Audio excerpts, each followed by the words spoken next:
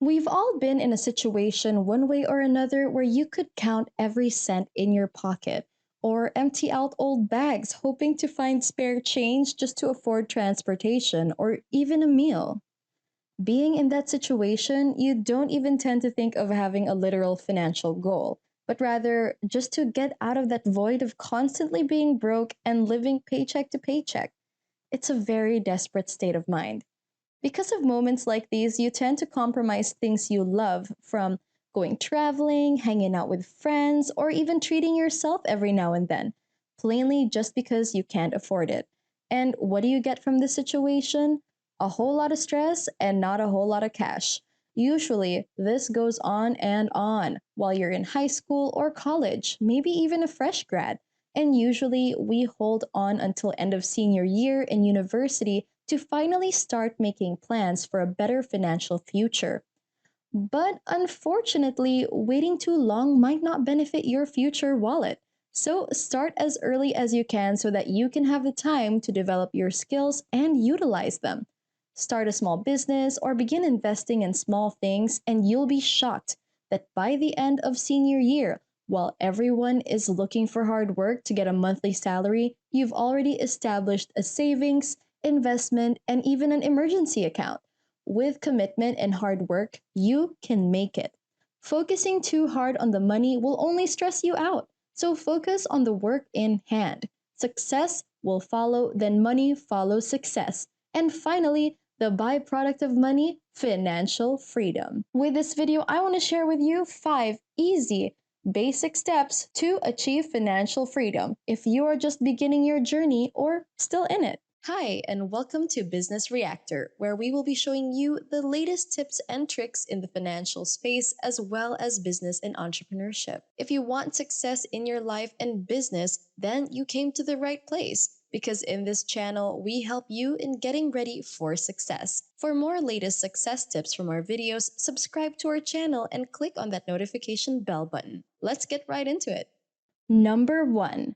Positive cash flow to get you going. Is your cash flow management good? If you've taken an accounting class, you're most likely aware what cash flow is. But in college, they mistakenly teach that only in business school, which honestly, they should be teaching that to everyone, since it actually applies to our personal financial life. We deal with the same problem, managing the inflow and outflow of cash, just like a business. In keeping a business healthy, you have to make sure that there is more money coming in than going out, or at least equal to what it receives, like a return on investment. Debt or expenses don't matter, because as long as it generates more cash than losses, it's a good business. It's the same with your personal finance. It doesn't matter how much money you owe, whether it be mortgage or loans or a hospital bill that you still have to pay, as long as your cash flow is positive and you can afford it, and then some. Number 2, keep your priorities in check. One of the main reasons why a lot of people are struggling financially is because of this mistake. They may be cash flow positive, but then they take in a responsibility that they financially can't afford. Not just loans or car debt, but like getting into an expensive relationship and dating someone who's very high maintenance, where you splurge on your partner with expensive designer handbags, or even starting a family when it ain't the right time. Now, I'm not saying any of these actions are a bad idea in itself, but let's say your cash flow is balanced. You start a family, raise a kid, your expenses increase. You get a second job or get a promotion, and your income rises as well. Okay, still good. You're still in the safe zone. As you age, however, your expenses rise as well, and at some point it will exceed your income. You then might become cash flow negative.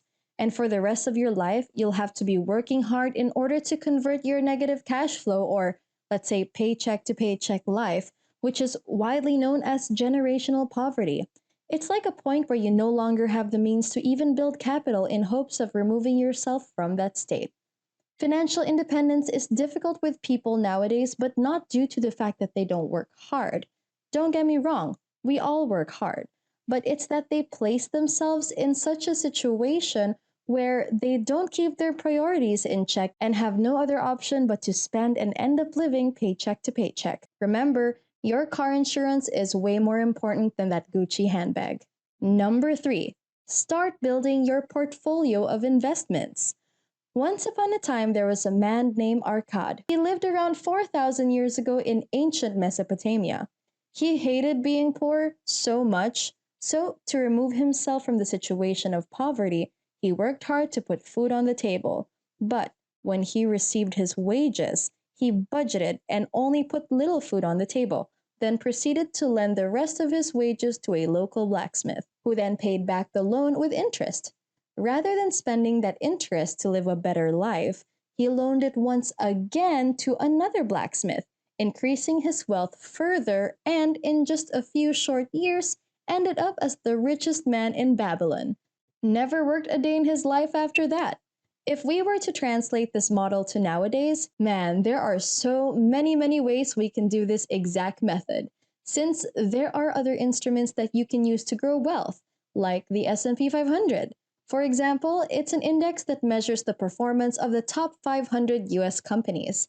Historically, it had an average rate of return of around 10%. Not bad. Meaning, if you put aside and invest just $1,000 every month into the S&P 500 when you're 20, by the time you're 50, you will have almost $2 million. Not to mention, that's just with 1,000. Picture this. If you increase that number every year to 2,000 or 3,000 or even 5,000 a month as your income grows, you will end up with tenths of millions of dollars. That's how you keep your cash flow always positive, like we mentioned earlier. But again, please remember that we are not in any way financial experts. We just love to share what we know since it may be useful to you. But be reminded to always do your own research before diving into any kind of financial strategy or investment. After hearing all that, I hope you're finding the video interesting so far. If you do, don't forget to leave a like and comment down below your thoughts. We'd love to hear them. Number 4, liquid is key. No, we don't mean water. Getting too excited and throwing all your money into stocks is not always fun in games. If you would put in $1,000 into the S&P 500 in June 2007 and decide to withdraw it a year later because you, quote unquote, had an emergency, how much do you think you made on that $1,000? Sad to say, but around negative 50%. You'd have to wait another 5 years, 2013, just to break even with your money. Which is why you really need to make sure with what you're doing in the stock market, since it jumps up and down every day.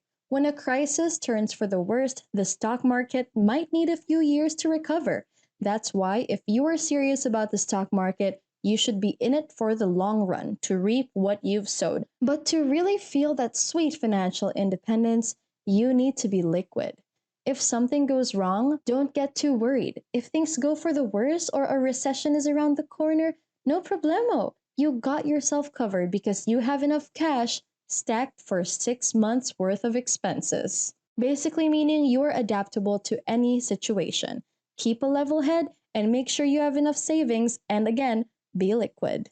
Number 5, closing off this video, our 5th advice, which is no overthinking allowed. I know, these strategies all sound absolutely amazing, but I'm sure this question still lingers in your mind. Yeah, that's all great, but where do I get or generate all the income to do all that? I might need a miracle. Well, miracles are a great option, but another great option is to plan your spendings. You cannot build a 6-month cash cushion in a single month, of course. Let's be real here.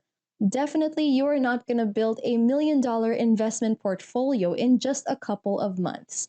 Patience and motivation is key. The real goal here is to put yourself in a position where you no longer have to base every decision on life on how much things cost, but instead work on things that matter to you the most. Since with financial problems being secondary, hopefully you can breathe a little bit better.